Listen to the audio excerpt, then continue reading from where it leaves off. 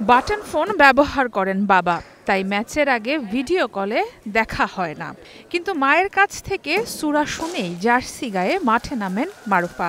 সাংবাদিকের প্রশ্নে উত্তর দিয়ে হাসলেন এই পেসার। মারুফার সরল হাসি দেখে কে বলবে পাকিস্তানের ব্যাটারদের সামনে আগুন ঝরিয়েছেন বাংলাদেশের এই বোলার।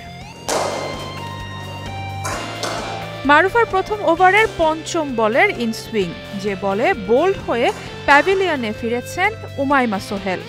এই এক ডেলিভারিতে পাকিস্তান নারী দলের ব্যাটিং লাইন আপে কাঁপন ধরিয়ে তো দিয়েছেনই, আইসিসির অফিসিয়াল পেজ কিংবা লাসিথ মালিঙ্গার মতো আইকনরাও মুগ্ধ হয়েছে মারুফার ক্যারিশমাতে।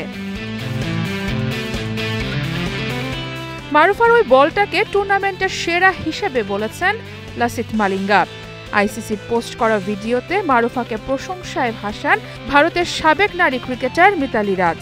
2023 টি-20 বিশ্বকাপ থেকেই মারুফার বোলিংয়ে মুগ্ধ বলে জানিয়েছেন এই অধিনায়ক। শুধু সাবেক ক্রিকেটাররাই না, মারুফার এক ইনসুইংয়ের পোস্ট করা ভিডিও রিপোস্ট করে 20 বছরের এই পেসারকে বিশ্বের সকল ফ্র্যাঞ্চাইজি লিগে খেলানোর মত নেটিজেনদের। একের পর এক রিটুইট আর কমেন্টসে মারুফার পেস রীতিমতো তোলপাড় করে দিয়েছে ইন্টারনেট দুনিয়া। বিশ্বকাপে পাকিস্তানের বিপক্ষে বলে আগুন ঝরিয়েছেন, ম্যাচ সেরাও হয়েছেন, কিন্তু ম্যাচ শেষে মারুফার মুখে আছে সেই হাসি, যেই হাসিকে পুঁজি করেই বিশ্বকাপে এগিয়ে যেতে চায় জ্যোতির দল।